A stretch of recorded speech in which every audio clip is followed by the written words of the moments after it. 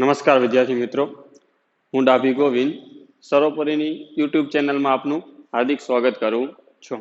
તો આગળ આપણે પ્રકાશની જે વક્રીભવનની જે ઘટના છે, તો પ્રકાશના વક્રીભવનની ઘટનાનો અભ્યાસ કર્યો હતો.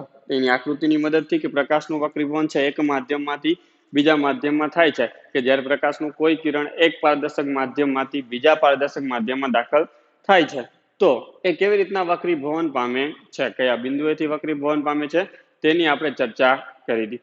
જેમાં આગળ આપણે પરાવર્તનની અંદર ચર્ચા કરી હતી કે પરાવર્તનના અમુક નિયમો હોય, તો એવી જ રીતના હવે આપણે વક્રીભવનના જે નિયમો છે તો વક્રીભવનના નિયમોની ચર્ચા કરીશું. તો સૌપ્રથમ પ્રકાશના વક્રીભવનના નિયમો જણાવો. આવી રીતના પ્રશ્ન તમને પૂછાઈ શકે છે કે પ્રકાશના વક્રીભવનના નિયમો જણાવો, કે પ્રકાશનું વક્રીભવન છે એ કયા નિયમોને આધીન થતું હોય છે એની વાત આપણે કરવાની છે. તો સૌપ્રથમ આપણે એક સામાન્ય આકૃતિનો ઉપયોગ કરીશું.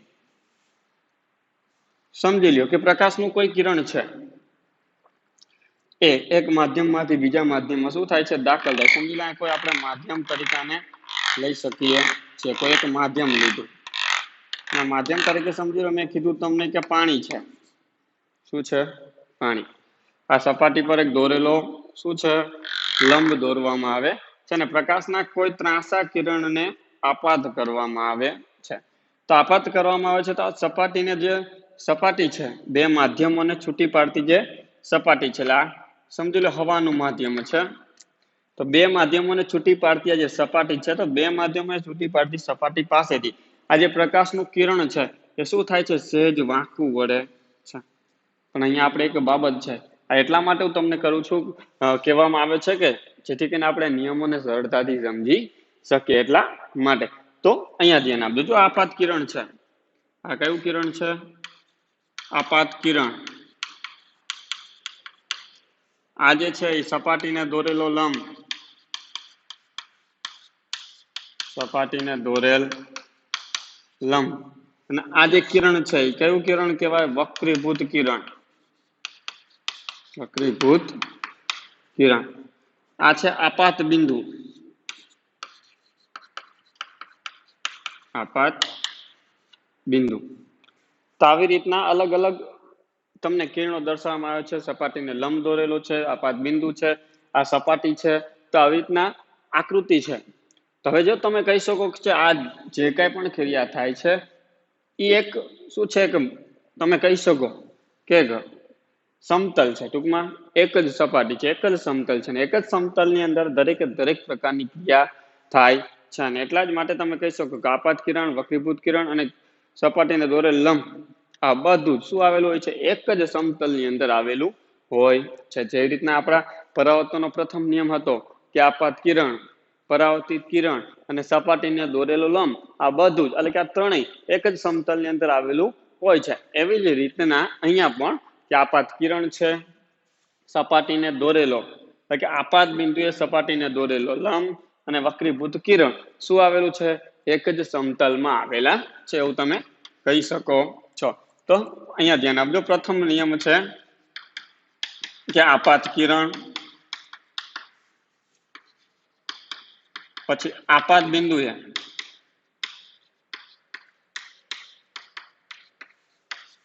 સપાટીને દોરેલ લંબ. તો યાદ રાખજો, આપાત કિરણ, આપાત બિંદુએ સપાટીને દોરેલો આ જે લંબ છે, આપણે અહીંયા જોઈ શકીએ છીએ આ લંબ, સપાટીને દોરેલો લંબ અને વક્રીભૂત કિરણ. વક્રીભૂત કિરણ આ ત્રણેય એક જ સમતલમાં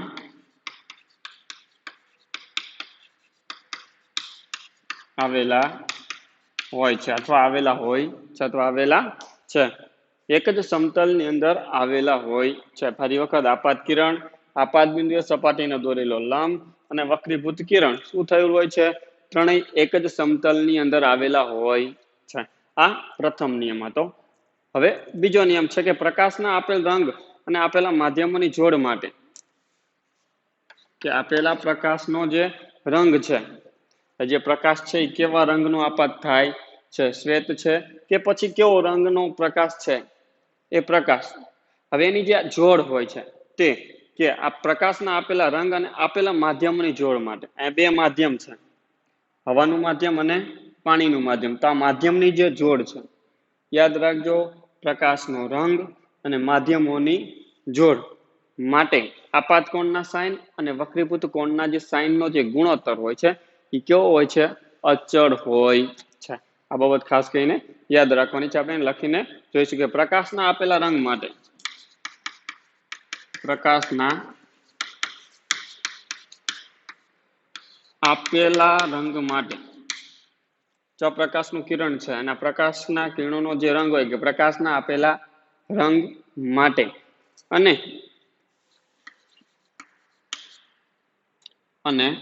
જે આપાત કિરણ છે અથવા માધ્યમોની જોડ માટે, પ્રકાશના આપેલા રંગ માટે અને માધ્યમોની જોડ માટે શું થાય છે? આપાત કોણના સાઇન. જો અહીંયા જે ખૂણો બને, આ જે ખૂણો બને છે તેને શું કહેવામાં આવે છે? આપાત કોણ. અહીંયા આ લંબ છે ને અહીંયા જે ખૂણો બને છે આ ખૂણાને શું કહેવામાં આવે છે? વક્રીભૂત કોણ. સમજી લો, આપાત કોણ છે એને સામાન્ય રીતે આપણે I વડે દર્શાવીએ છીએ. અહીંયા વક્રીભૂત કોણ છે એને સ્મોલ r વડે દર્શાવીએ છે. એવું સમજી લો કે પ્રકાશના આપેલા રંગ માટે અને માધ્યમોની જોડ માટે આપાત કોણના સાઇન,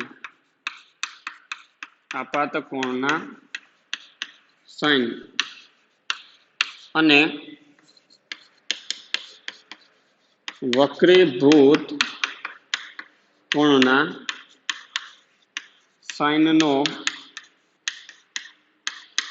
ગુણોત્તર અચળ જળવાઈ રહે છે. યાદ રાખજો ફરી વખત, પ્રકાશના આપેલા રંગ માટે પહેલી બાબત શું છે? આપેલા પ્રકાશના રંગ માટે અને માધ્યમોની જોડ માટે, આ જે માધ્યમ છે એ માધ્યમોની જોડ માટે આપાત કોણના સાઇન અને વક્રીભૂત કોણના સાઇન, એટલે કે આપાત કોણના સાઇન અને વક્રીભૂત કોણના સાઇનનો જે ગુણોત્તર હોય છે એ શું થતો હોય છે? અચળ જળવાઈ રહે છે. આ બાબતે ખાસ કરીને શું કરવાની છે? આપણે યાદ રાખવાની છે. જો તમને કહેવામાં આવ્યું છે, હવે આ જે નિયમ છે આ નિયમને શેના તરીકે ઓળખવામાં આવે છે? આપણે સ્નેલનો નિયમ કહેવામાં આવે છે. આ નિયમને સ્નેલના નિયમ તરીકે ઓળખવામાં આવે છે. ના જે નિયમ મળે છે કે પ્રકાશના આપેલા રંગ માટે અને માધ્યમોની જોડ માટે આપાત કોણના સાઇન અને વક્રીભૂત કોણના સાઇનનો ગુણોત્તર છે એ અચળ જળવાઈ રહે છે. અને આ નિયમને શું કહેવામાં આવે છે? સ્નેલનો નિયમ કહેવામાં આવે છે. કે જો આપાત કોણના સાઇન અથવા તો આપાત કોણ, જો આપાત કોણ I અને વક્રીભૂત કોણ R હોય તો, યાદ રાખજો, જો આપાત કોણને આપણે શેના વડે દર્શાવ્યો? અહીંયા I વડે. વક્રીભૂત કોણને શેના વડે દર્શાવવામાં આવે છે? સ્મોલ r વડે. જો આપાત કોણ I હોય અને વક્રીભૂત કોણ R હોય તો શું થાય? જો અહીંયા આપણે જે આપણે સ્નેલનો નિયમ જોયો એની એ પ્રમાણે કે આપાત કોણના સાઇન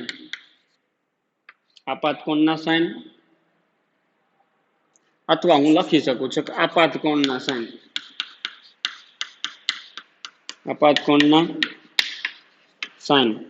છેદમાં વક્રીભૂત કોણના સાઇન. આ બંનેનો જે ગુણોત્તર હોય છે કેવો હોય છે? અચળ. આપાત કોણના સાઇન અને વક્રીભૂત કોણના સાઇનનો જે ગુણોત્તર હોય છે કેવો હોય છે? અચળ હોય છે. તો આપાત કોણના સાઇન, સૌપ્રથમ વાત કરીશું આપાત કોણના સાઇનને આપણે સામાન્ય દર્શાવતા સાઇન આપાત કોણ કોના જેટલો છે? અહીંયા I જેટલો. એટલા માટે આને લખી શકાય સાઇન આઈ. વક્રીભૂત કોણના સાઇન, વક્રીભૂત કોણ કોના જેટલો લીધો છે આપણે? આ, એટલે કે સાઇન આઈ ના છેદમાં સાઇન આઈ બરાબર શું મળે છે મને? અચળ. શું મળે છે મને? અચળ. આવું મળે છે. એટલે આપાત કોણના સાઇન અને વક્રીભૂત કોણના સાઇનનો જે ગુણોત્તર હોય છે એ અચળ જળવાઈ રહે છે, એટલા માટે એને અચળ કહેવામાં આવે છે. આના બરાબર તમે આવું પણ કહી શકો છો, n/1. n છે એ વક્રી ભવનાંક દર્શાવે છે. શું દર્શાવે છે? વક્રી ભવનાંક. હવે n/1 છે તો n/1 નો મતલબ શું થાય? n/1 ને કહેવામાં આવે છે માધ્યમ 1 ની, જો 21 છે એટલા માટે કહેવામાં માધ્યમ 1 ની સાપેક્ષે માધ્યમ 2 નો વક્રી ભવનાંક કહેવામાં આવે છે. શું કહેવામાં આવે છે? n/1. અહીં n/1 ને માધ્યમ 1 ની સાપેક્ષે માધ્યમ 2 નો વક્રી ભવનાંક કહે છે. યાદ રાખજો, અહીંયા n/1 જે આપણે કીધું છે એને માધ્યમ 1 ની સાપેક્ષે માધ્યમ 2 નો વક્રી ભવનાંક. યાદ રાખવાનું, જે છેડે હોય એની સાપેક્ષે બીજા માધ્યમનો, જે છેલ્લે હોય એની સાપેક્ષે બીજા માધ્યમનો વક્રી ભવનાંક કહેવામાં આવે છે. ઉદાહરણ તરીકે તમને આવું કીધું હોય n/12, આનો મતલબ શું થાય? કે માધ્યમ 2 ની સાપેક્ષે માધ્યમ 1 નો વક્રી ભવનાંક. ફરી વખત, માધ્યમ 2 ની સાપેક્ષે માધ્યમ 1 નો વક્રી ભવનાંક કહેવામાં આવે છે. આવું આના માટે તમે દર્શાવી શકો છો. તો આ હતા પ્રકાશના વક્રીભવનના નિયમોની વાત. ખાસ કરીને યાદ રાખજો, અગત્યનો પ્રશ્ન છે પ્રકાશના વક્રીભવનના નિયમો જણાવો. આકૃતિ આપણે દોરવાની જરૂર નથી, આ ખાલી સમજણ માટે છે. ફક્ત ને ફક્ત તમારે અહીંયા સુધીનું લખવાનું થાય. ફરી વખત, આપાત કિરણ, આપાત બિંદુએ સપાટીને દોરેલો લંબ અને વક્રીભૂત કોણ એટલે કે વક્રીભૂત કિરણ છે, આ બધું આ ત્રણે ત્રણ શું કરે થયેલા હોય છે? એક જ સમતલની અંદર આવેલા હોય છે. બીજું છે કે આ પ્રકાશના આપેલા રંગ તથા માધ્યમોની જે જોડ હોય છે, બે માધ્યમ છે એટલે એક આખી જોડ છે, હવા અને પાણી. આ બંને માધ્યમોની જે જોડ છે એ માધ્યમોની જોડ માટે આપાત કોણના સાઇન અને વક્રીભૂત કોણના સાઇનનો જે ગુણોત્તર હોય છે એ શું હોય છે? અચળ જળવાઈ રહે છે. આવો જે નિયમ હોય, આવા નિયમને શું કહેવામાં આવે છે? સ્નેલનો નિયમ કહેવામાં આવે છે. એટલા જ માટે એના ઉપરથી આપણે લખી શકીએ કે જો આપાત કોણ છે એ આઈ જેટલો હોય, વક્રીભૂત કોણ છે એ આર જેટલો હોય, તો એના ઉપરથી આપણે સૂત્ર બનાવી શકીએ કે આપાત કોણના સાઇન અને વક્રીભૂત કોણના સાઇનનો ગુણોત્તર છે એ અચળ જળવાઈ રહે છે. અહીંયા આપણે આપાત કોણને આઈ વડે દર્શાવેલું છે, આઈ જેટલો છે એટલા માટે સાઇન આઈ, વક્રીભૂત કોણ આર જેટલો છે એટલા માટે સાઇન આર બરાબર અચળ, જેને આપણે n/1 એટલે કે માધ્યમ 1 ની સાપેક્ષે માધ્યમ 2 નો વક્રી ભવનાંક કહેવામાં આવે છે. એવું તમે કહી શકો છો. આ હતી પ્રકાશના વક્રીભવનની વાત. હવે એનાથી આગળ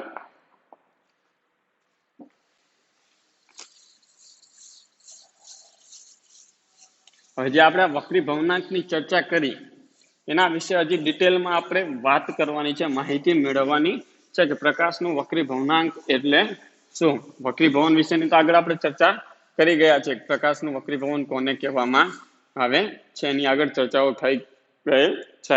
તો હવે પ્રકાશનું વક્રીભવન એટલે કે પ્રકાશનો માધ્યમનો જે વક્રીભવનાંક એટલે શું. અહીં આપણે માધ્યમના વક્રીભવનાંકની વાત કરી, n/1 1 ની સાપેક્ષે 2 નો વક્રીભવનાંક એની વાત કરી. હવે આપણે એના વિશે હજી વધારે ડિટેલમાં ચર્ચા કરવાની છે. તો માધ્યમનો વક્રીભવનાંક એટલે શું સમજાવો. આવો પ્રશ્ન સ્વરૂપમાં તમને પૂછાઈ શકે છે અને અગત્યનો છે. માધ્યમનો વક્રીભવનાંક એટલે શું સમજાવો. આવા પ્રશ્ન સ્વરૂપમાં તમને પૂછાઈ શકે છે કે માધ્યમનો વક્રીભવનાંક એટલે શું સમજાવવાનું છે. તો આપણે એને કહી શકીએ. આપણે આગળ પણ અહીંયા પણ આકૃતિમાં સામાન્ય રીતે મેં ચર્ચા કરી હતી. અહીંયા હું આકૃતિ જોઈ સાઈડમાં થોડીક તમને દોરીને બતાવું છું કે બે માધ્યમ છે. આ પાણીનું માધ્યમ છે, આ હવાનું માધ્યમ છે, આ સપાટીને દોરેલો એક લંબ છે, સપાટીને દોરેલો લંબ છે. પ્રકાશનું કોઈ ત્રાંસુ કિરણ, પ્રકાશનું કોઈ ત્રાંસુ કિરણ શું કરે છે? આ એક પારદર્શક માધ્યમ છે ને એક પારદર્શક માધ્યમમાંથી બીજા પારદર્શક માધ્યમમાં દાખલ થાય છે ત્યારે આપણને ખબર છે શું થાય છે? એ આપાત બિંદુ છે કે સપાટીને અલગ, માધ્યમને અલગ પાડતી જે સપાટી છે એના પર આ જે આપાત બિંદુ છે, આપાત બિંદુએ આપાત બિંદુ પાસેથી શું કરે છે? પોતાની દિશા બદલે છે. અહીંથી સહેજ શું થાય છે? આમ વાંકું વળતું તમને જોવા મળે છે અથવા તો પોતાની શું કરે છે? દિશા બદલે છે. આવું આપણે આગળ પણ ચર્ચા કરી હતી. એ જ ચર્ચાથી આપણે અહીંયા આ પ્રશ્નના જવાબની શરૂઆત કરશું કે જ્યારે પ્રકાશનું કોઈ ત્રાંસુ કિરણ એક પારદર્શક માધ્યમમાંથી બીજા પારદર્શક માધ્યમમાં દાખલ થાય છે ત્યારે શું કરે છે? પોતાની દિશા બદલે. ટૂંકું નાટક શું કરે? પોતાની દિશા બદલે છે અથવા તો વાંકું વળે છે. કે જ્યારે પ્રકાશનું ત્રાંસુ કોઈ કિરણ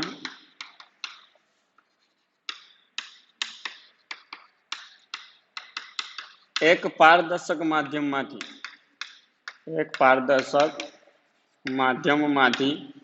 બીજા પારદર્શક માધ્યમમાં દાખલ થાય છે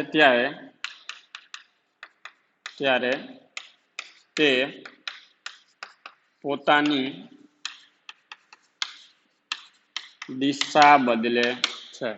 યાદ રાખજો, જ્યારે પ્રકાશનું ત્રાંસુ કોઈ કિરણ, જો આ ત્રાંસુ કિરણ છે, શું છે? ત્રાંસુ કિરણ. કે જ્યારે પ્રકાશનું કોઈ ત્રાંસુ કિરણ એક પારદર્શક માધ્યમમાંથી બીજા પારદર્શક માધ્યમમાં દાખલ થાય તો કોઈ કિરણ એક પારદર્શક માધ્યમમાંથી શું થાય છે? બીજા પારદર્શક માધ્યમમાં દાખલ થાય છે ત્યારે શું કર્યું? જો અહીંયા પોતાની દિશા શું થાય છે?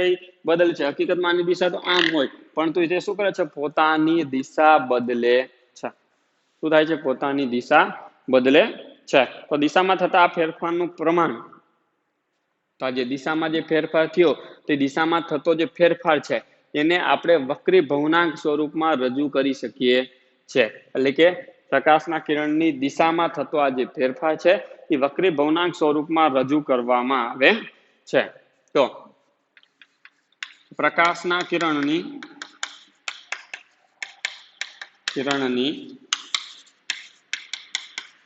દિશામાં થતો આ ફેરફાર વક્રી ભવનાંક સ્વરૂપે રજૂ કરવામાં આવે છે. યાદ રાખજો, આ દિશામાં જે થતો ફેરફાર છે, તમને પ્રશ્ન થાય વક્રી ભવનાંક શું, શેના માટે ઉપયોગી છે? તો જે પ્રકાશનું ત્રાંસુ કિરણ છે એ જે પોતાની દિશા બદલે છે ને દિશા બદલે છે એ કયા સ્વરૂપમાં રજૂ કરવામાં આવે છે? તો વક્રી ભવનાંક સ્વરૂપે. કયા સ્વરૂપે? યાદ રાખજો, પ્રકાશનું કિરણ જે પોતાની દિશા બદલે છે ને દિશા બદલે છે એને આપણે કયા સ્વરૂપે રજૂ કરીએ છીએ? વક્રી ભવનાંક સ્વરૂપમાં રજૂ કરવામાં આવે છે. આગળ પણ આપણે સમીકરણ જોયું હતું એ પ્રમાણે કે સ્નેલના નિયમ પ્રમાણે,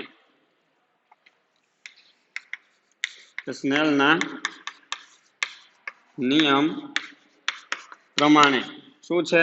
આપાત કોણના સાઇન, તો અહીંયા સમજી લો, આપાત કોણ સાઇન આઈ, વક્રીભૂત કોણ સાઇન આર બરાબર શું હોય છે? અચળ હોય. શું હોય છે?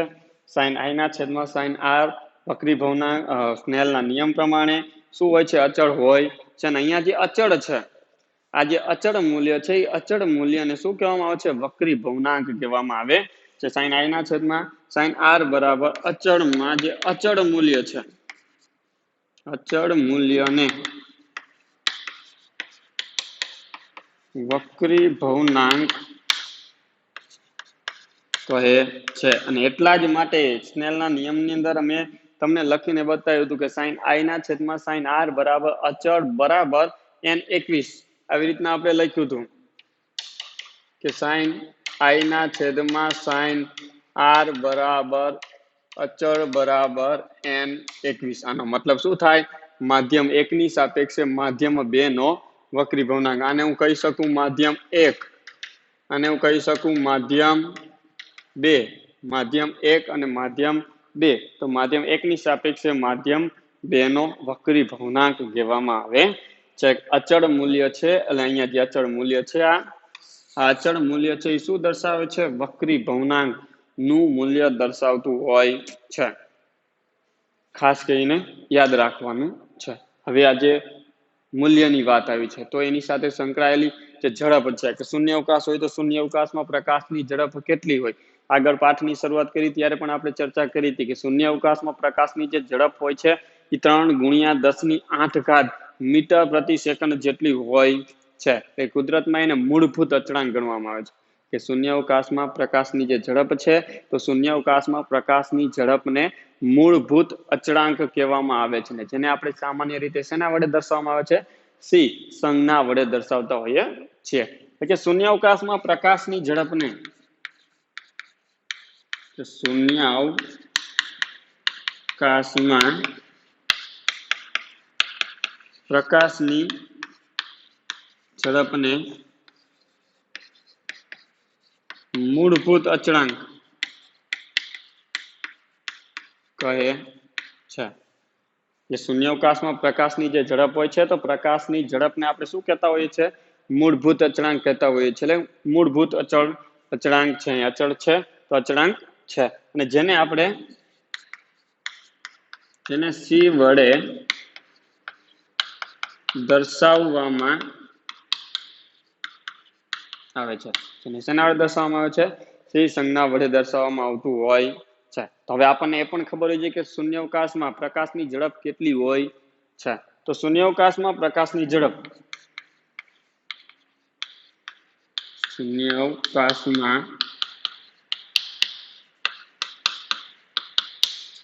પ્રકાશની ઝડપ 3 × 10⁸ મીટર પ્રતિ સેકન્ડ જેટલી હોય છે. આ ખાસ કરીને યાદ રાખજો કે શૂન્યાવકાશમાં પ્રકાશની ઝડપ કેટલી હોય છે. તો અથવા તમને પ્રશ્ન પૂછે કે સી નું મૂલ્ય કેટલું હોય છે તો સી નું મૂલ્ય કેટલું હોય છે? 3 × 10⁸ જેટલું હોય છે. આ એક બાબત યાદ રાખવાની છે. 3 × 10⁸ મીટર પ્રતિ સેકન્ડ શૂન્યાવકાશમાં પ્રકાશની ઝડપ હોય છે. હવે પ્રકાશનું ઝડપ છે, જો એક માધ્યમ છે ને એક માધ્યમમાંથી બીજા માધ્યમમાં શું કરે છે? ગતિ કરે. અહીંયા તમે જોઈ શકો છો, જો હવાનું માધ્યમ છે એટલે કે હવાનું જે માધ્યમ છે શૂન્યાવકાશમાં પ્રકાશની ઝડપ અને શૂન્યાવકાશમાંથી આવતું પ્રકાશનું જે કિરણ છે એ જ્યારે હવાના માધ્યમમાં પ્રવેશે છે ત્યારે તેની ઝડપમાં ખૂબ જ ઓછો સહેજ અમથો શું થાય છે? ઘટાડો થતો જોવા મળે છે. અને ખૂબ જ ઓછો ઘટાડો થતો હોવાના લીધે જ તે હવામાં પણ પ્રકાશની જે ઝડપ છે એ શૂન્યાવકાશની પ્રકાશની ઝડપ જેટલી જ ગણવામાં આવે છે. ફરી વખત યાદ રાખજો કે શૂન્યાવકાશમાં પ્રકાશની જે ઝડપ છે તો શૂન્યાવકાશમાં ગતિ કરતું પ્રકાશનું કિરણ છે જ્યારે હવામાં પ્રવેશે છે ત્યારે તેની ઝડપમાં ખૂબ જ સહેજ અમથો ખૂબ જ ઓછો ઘટાડો થાય છે. અને ખૂબ જ ઓછો ઘટાડો થતો હોવાના લીધે જ તે શૂન્યાવકાશમાં અને હવામાં પ્રકાશની જે ઝડપ છે એ કેવી ગણવામાં આવે છે? સરખી ગણવામાં આવે છે. એનું સમાન મૂલ્ય ગણવામાં આવતું હોય છે. અને એટલા જ માટે તો એ આ બાબતને આપણે લખવાની છે જેથી કરીને આપણને ખબર પડે. તો ખાસ કરીને ધ્યાન આપજો. શું છે? સૌપ્રથમ વાત કરી હતી એ પ્રમાણે કે શૂન્યાવકાશમાંથી આવતું અથવા શૂન્યાવકાશમાંથી ગતિ કરતું પ્રકાશનું કિરણ શું થાય છે? જ્યારે હવામાં પ્રવેશે છે, જ્યારે હવામાં પ્રવેશે તો હવામાં ઝડપ છે એ શું થાય? ખૂબ જ ઓછો ઘટાડો થાય છે. તો આપણે લખી શકીએ કે શૂન્યાવકાશમાંથી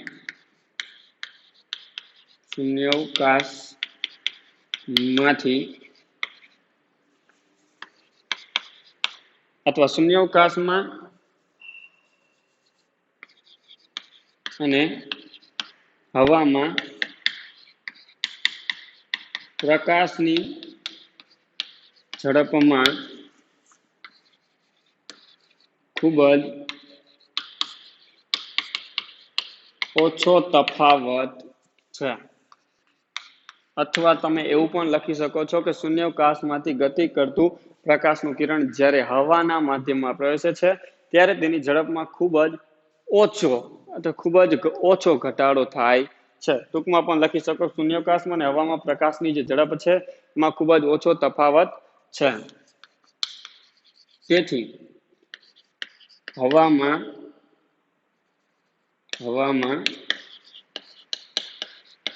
પ્રકાશની ઝડપ એ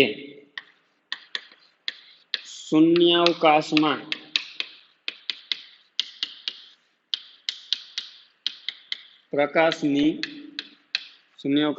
પ્રકાશની ઝડપ જેટલી લેવામાં આવે છે. એટલે કે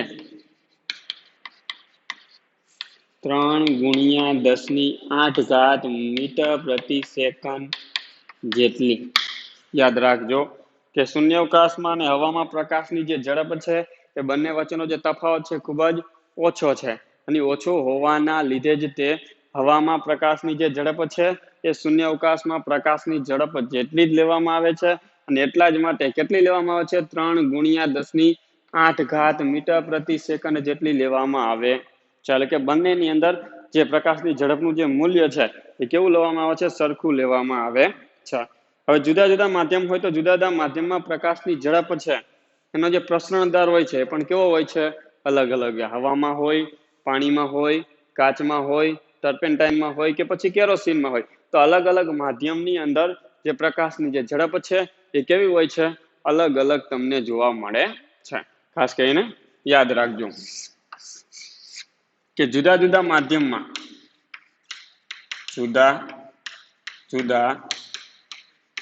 માધ્યમમાં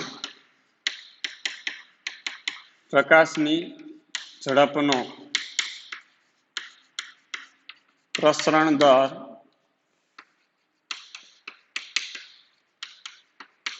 અલગ અલગ હોય છે. એટલે જુદું જુદું માધ્યમ હોય તો અલગ અલગ માધ્યમની અંદર પ્રકાશની જે ઝડપ હોય છે એનો જે પ્રસરણ દર હોય છે એ કેવો હોય છે? અલગ અલગ હોય છે. તો આ બાબત હવે અહીંયા ધ્યાન આપવાનું. જો મેં તમને કીધું છે એ પ્રમાણે આકૃતિ આપણે અહીંયા દોરેલી છે. અહીંયા આ શું છે? સપાટી છે. બે માધ્યમોને છૂટી પાડતી સપાટી છે. આ જે કિરણ છે આ કિરણને આપણે શેના તરીકે ઓળખીએ છીએ? આપાત કિરણ. આ જે કિરણ છે કેવું કિરણ છે? વક્રીભૂત કિરણ છે. અહીંયા માધ્યમ 1 છે, અહીંયા માધ્યમ 2. અહીંયા તમે જોઈ શકો છો પ્રકાશનું કિરણ છે કયા માધ્યમમાંથી કયા માધ્યમમાં ગતિ કરે છે. ખાસ કરીને જે એરા છે, તીરવાળો જે ભાગ છે તમારે સચોટતાથી દર્શાવવાનો થાય, જેથી કરીને તમને ખબર પડે કે પ્રકાશનું કિરણ છે એ કયા માધ્યમમાંથી કયા માધ્યમમાં ગતિ કરે છે. અહીંયા તમે આકૃતિમાં જોઈ શકો છો કે પ્રકાશનું જે કિરણ છે એ માધ્યમ 1 માંથી શું થાય છે? માધ્યમ 2 માં ગતિ કરે છે. એટલે અહીંથી આમ શું થાય છે? ગતિ કરે છે. કે આકૃતિમાં દર્શાવ્યા પ્રમાણે પ્રકાશનું કિરણ માધ્યમ 1 માંથી માધ્યમ 2 માં શું કરે છે? ગતિ કરતું હોય છે. કે આકૃતિમાં દર્શાવ્યા પ્રમાણે પ્રકાશનું કિરણ માધ્યમ 1 માંથી માધ્યમ 2 માં શું કરે છે? ગતિ કરે છે. આકૃતિમાં દર્શાવ્યા પ્રમાણે પ્રકાશનું કિરણ માધ્યમ 1 માંથી માધ્યમ 2 માં શું કરે છે? ગતિ કરે છે. એ આપણે જોઈ શકીએ છીએ. સમજી લ્યો પ્રકાશનું કિરણ જે ગતિ કરે છે પણ કેટલી ઝડપથી ગતિ કરે છે આપણને ખબર છે નહીં, પણ હું ધારી લઉં કે સમજી લો કે આ હવાના માધ્યમ છે તો હવાના માધ્યમમાં પ્રકાશની જે ઝડપ છે એ v1 જેટલી છે. કોના જેટલી? v1 જેટલી છે.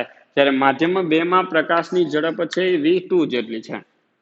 કે માધ્યમ 1 માં પ્રકાશની ઝડપ v1, માધ્યમ 2 માં પ્રકાશની ઝડપ v2 જેટલી છે.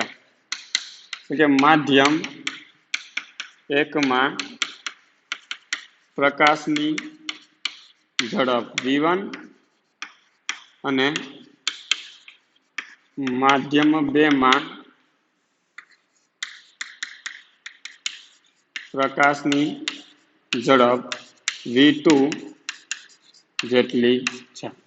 समझी लियो कि माध्यम 1 में प्रकाशनी झड़प v1 અને માધ્યમ 2 માં પ્રકાશની ઝડપ કોના જેટલી છે v2 જેટલી છે તો હવે માધ્યમ 1 માં પ્રકાશની ઝડપ v1 માધ્યમ 2 માં પ્રકાશની ઝડપ v2 આ બંનેનો જે ગુણોત્તર છે પ્રકાશની ઝડપને અનુલક્ષીને જે ગુણોત્તર છે તો એ જે ગુણોત્તર છે એ પ્રકાશની ઝડપનો જે ગુણોત્તર છે માધ્યમ 2 નો માધ્યમ 1 ની સાપેક્ષે શું લેવાનો છે વક્રી ભવનાંક મળે યાદ રાખજો માધ્યમ 1 માં પ્રકાશની ઝડપ v1 માધ્યમ 2 માં પ્રકાશની ઝડપ v2 હવે માધ્યમ આ બંને જે માધ્યમો છે અને બંને માધ્યમોની અંદર પ્રકાશની જે ઝડપ છે એનો ગુણોત્તર એ શું દર્શાવે છે માધ્યમ 2 નો માધ્યમ 1 ની સાપેક્ષે વક્રી ભવનાંક દર્શાવે છે પ્રકાશની ઝડપનો જે ગુણોત્તર છે તે શું દર્શાવે છે માધ્યમ 2 નો માધ્યમ 1 ની સાપેક્ષે ગુણોત્તર દર્શાવે છે એવું તમે કહી શકો છો તો ગુણોત્તર તમને કહેવામાં આવ્યું છે એ પ્રમાણે કે માધ્યમ 1 માં પ્રકાશની ઝડપ v1 અને માધ્યમ 2 માં પ્રકાશની ઝડપ v2 નો ગુણોત્તર જો શું કહેવામાં આવ્યું છે માધ્યમ 1 એટલે કે v1 માધ્યમ 2 એટલે કે v2 આ બંનેનો જે ગુણોત્તર છે હું ટૂંકમાં અહીંયા તમને લખી દઉં v1 અને v2 આ બંનેનો જે ગુણોત્તર છે એ બંનેનો ગુણોત્તર છે એ શું દર્શાવે છે એ જોઈએ આપણે માધ્યમ 1 માં પ્રકાશની ઝડપ v1 અને માધ્યમ 2 માં પ્રકાશની ઝડપ v2 નો જે ગુણોત્તર છે તે માધ્યમ 2 નો ગુણોત્તર તે માધ્યમ 2 નો માધ્યમ 1 ની સાપેક્ષે વક્રી ભવનાંક દર્શાવે છે યાદ રાખજો માધ્યમ 1 માં પ્રકાશની ઝડપ v1 અને માધ્યમ 2 માં પ્રકાશની ઝડપ v2 નો જે ગુણોત્તર છે તે માધ્યમ 2 નો માધ્યમ 1 ની સાપેક્ષે જો શું કહે છે માધ્યમ 2 નો એટલે કે આ માધ્યમની સાપેક્ષે માધ્યમ 2 નો માધ્યમ 1 ની સાપેક્ષે શું દર્શાવે છે વક્રી ભવનાંક દર્શાવે છે એટલે કે આ છે એ શું દર્શાવે માધ્યમ 2 નો માધ્યમ 1 ની સાપેક્ષે વક્રી ભવનાંક દર્શાવે છે અને જેને આપણે n21 વડે દર્શાવી શકીએ શેના વડે n21 વડે દર્શાવી શકાય છે v1 ના છેદમાં v2 બરાબર n21 વડે આપણે દર્શાવી શકતા હોય છે તો આને ટૂંકમાં પણ આપણે આવી રીતના લખી શકીએ શું લખવાનું છે કે n21 બરાબર શું કહેવાય માધ્યમ આપણે કયા કયા માધ્યમ લીધા છે કે માધ્યમ 1 માં પ્રકાશની ઝડપ છેદમાં માધ્યમ 2 માં પ્રકાશની ઝડપ n21 મેં તમને કીધું એમ કે માધ્યમ 1 માં પ્રકાશની ઝડપ અને માધ્યમ 2 માં પ્રકાશની ઝડપનો જે ગુણોત્તર છે તે માધ્યમ 2 નો માધ્યમ 1 ની સાપેક્ષે અથવા માધ્યમ 1 ની સાપેક્ષે માધ્યમ 2 નો વક્રી ભવનાંક આની સાપેક્ષે આનો વક્રી ભવનાંક કહેવામાં આવે છે અને એટલા જ માટે n21 બરાબર માધ્યમ 1 માં પ્રકાશની ઝડપ v1 માધ્યમ 2 માં પ્રકાશની ઝડપ v2 જેટલી હોય છે આવું મને એક સમીકરણ મળે છે અને હું કહી શકું છું સમીકરણ નંબર 1 શું કહેવામાં આવે સમીકરણ નંબર 1 કહેવામાં આવે છે આવી જ રીતના હવે ઉલટાઈ નાખો આનાથી આમ ઊંધું કે માધ્યમ 2 ની સાપેક્ષે માધ્યમ 1 નો વક્રી ભવનાંક એવું કેવું હોય તો શું લખી શકાય કે તે જ રીતે હવે અહીંયા જો શું લીધું છે માધ્યમ 1 ની સાપેક્ષે કોની સાપેક્ષે માધ્યમ 2 નો માધ્યમ 1 ની સાપેક્ષે લીધું ને તો હવે આપણે માધ્યમ 2 ની સાપેક્ષે તે જ રીતે હવે માધ્યમ 2 ની સાપેક્ષે